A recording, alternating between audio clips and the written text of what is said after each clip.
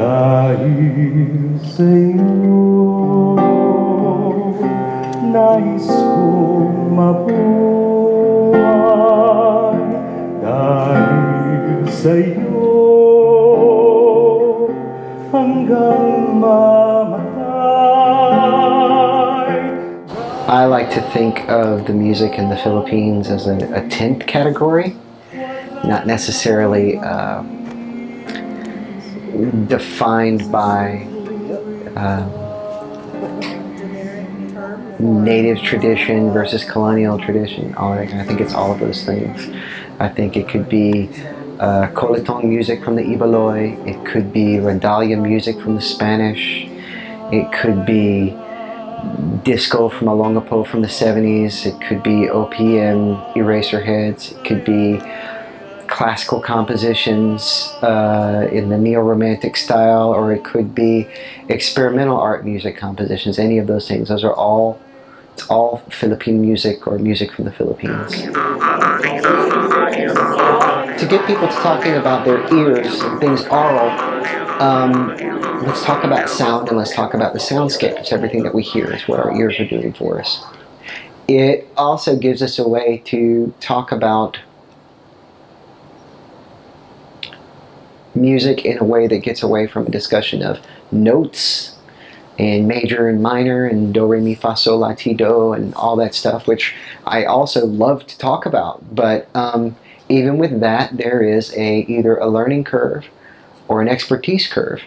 And I'd just rather not. Let's talk about what we hear and try to describe it with words. And now we're talking about sound and music both. And go! The exercise came from what Dr. Jose Maceda was trying to do in his compositions, which were to give people individualistic listening and participating experiences while acting communally in a group. Yeah, start now. So with a piece of music of Nyan, music for 20 radio stations, at any one point in time, if you were there with lots of other people on their radios, you were hearing different sounds depending on where your head was. In this exercise, we were kind of doing the same thing. We were making music and we were walking around so that the soundscape was changing for us, no matter where our head was. So we had individual listening experience within a large group.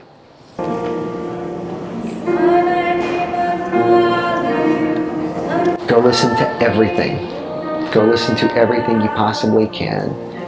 And before you start discarding certain things, either because you don't understand them or because they sound distant to you, or they sound close to you, or maybe they sound like they are a colonial music, or maybe they sound too Western.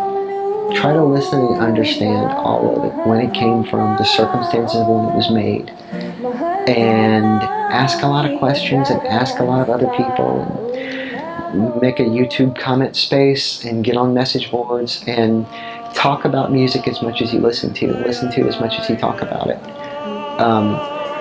Two of my favorite things are music and discussion, and if you can do both and be open-minded and open-eared, you'll have all new opinions about Filipino music that may or may not play into what you came to the table with.